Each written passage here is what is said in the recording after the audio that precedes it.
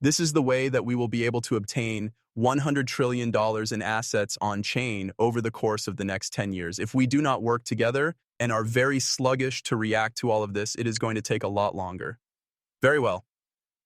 Paul Barron and Jay Claver are speaking about the pricing of XRP in this video. We should discuss it. Again, I have a complete theory regarding all of this and how it can lead to incredibly high prices, but it is a combination of several triggers that all come together to create the perfect storm for this to occur.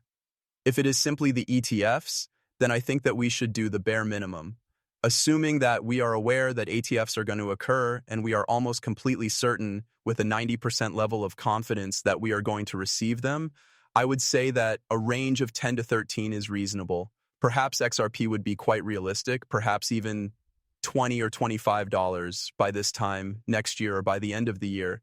If we are successful in getting ETFs launched this year, I believe that you will see that quantity of liquidity come back into play again. It is my belief that there will be further factors that will combine to bring about a significant increase in its value. I believe that those price ranges make the most sense if the only thing involved are exchange-traded funds, ETFs.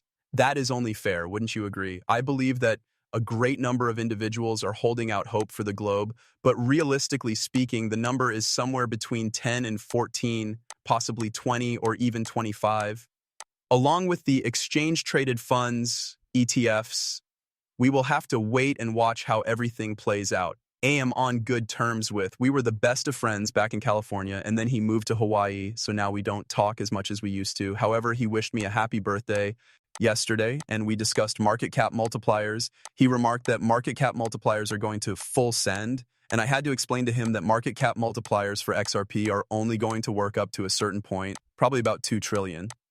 At the current juncture for Bitcoin, the multiplier of the market capitalization is just 3 to 5 times. That is to say, they will not be around for all eternity. The reason why the market cap multiplier is at 100, 500, or some other exorbitantly high figure at the moment is due to the fact that XRP itself lacks liquidity.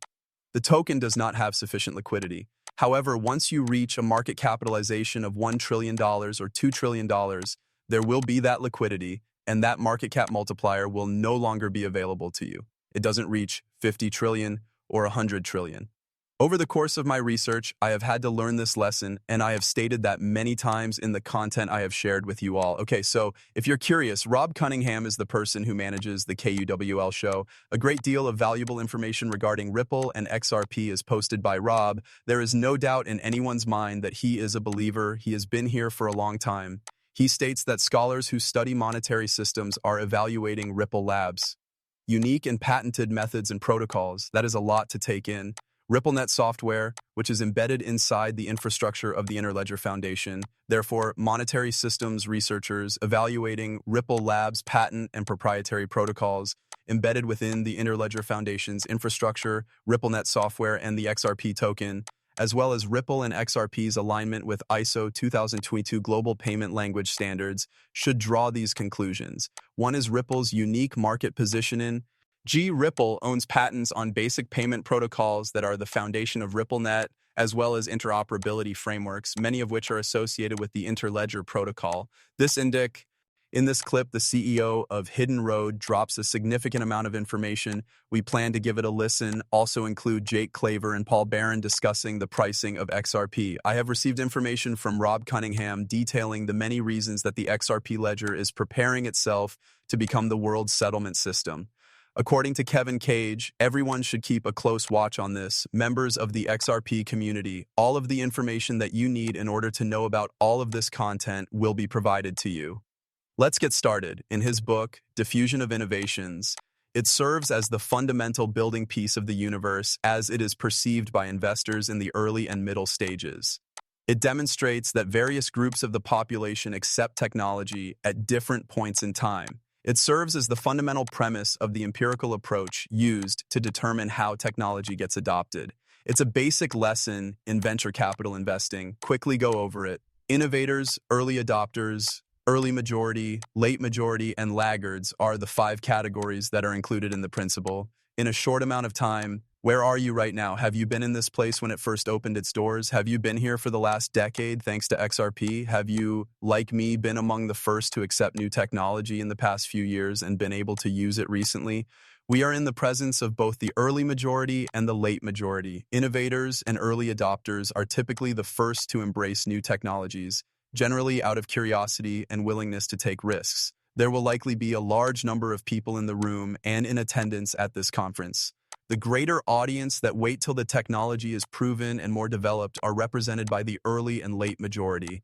The final ears are referred to as laggards, and they are typically the most reluctant to change. It is possible that the governments, regulators, and perhaps even the banks fall into this category. As a result, I thought it would be beneficial to provide some perspective for our current situation. And then the issue becomes, where do we currently stand in this situation? We are located in the green zone. There is evidently a long way to go before full adoption occurs.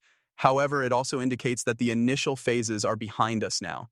This therefore signifies that people are beginning to abandon the idea that this is a form of trickery or deception. It exists in reality. Furthermore, if it is indeed genuine, then we still have a long way to go before this becomes more commonplace. It also informs you that the users, not the early adopters, wait until the risk associated with adopting is substantially minimized. As a result, they will anticipate established, recognizable, and transparent market infrastructure prior to their arrival online. And the good news is that this is exactly what is taking place, and it is the goal toward which many people are working.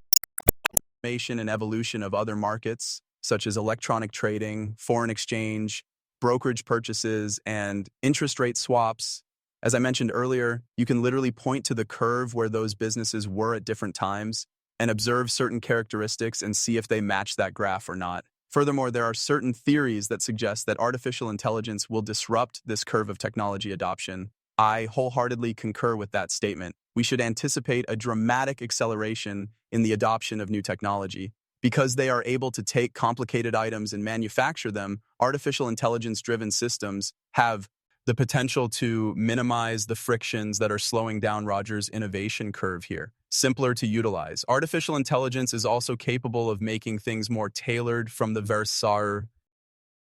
Ripple's IP is also relevant for tokenized real-world assets that require settlement finality across different DLTs, stablecoin integration, and compliance with the ISO 2022 standard mandated by regulators. Don't forget any of these, take note of all the various systems. The reason behind its current slowness, the reason that the Swiss system is so sluggish, is that all of these systems are compartmentalized. There is not any connection between the two parties. That, combined with the fact that you have the ability to interconnect everything in the background and serve as the settlement layer that connects everything together, is what takes days, is where the actual worth and practicality reside.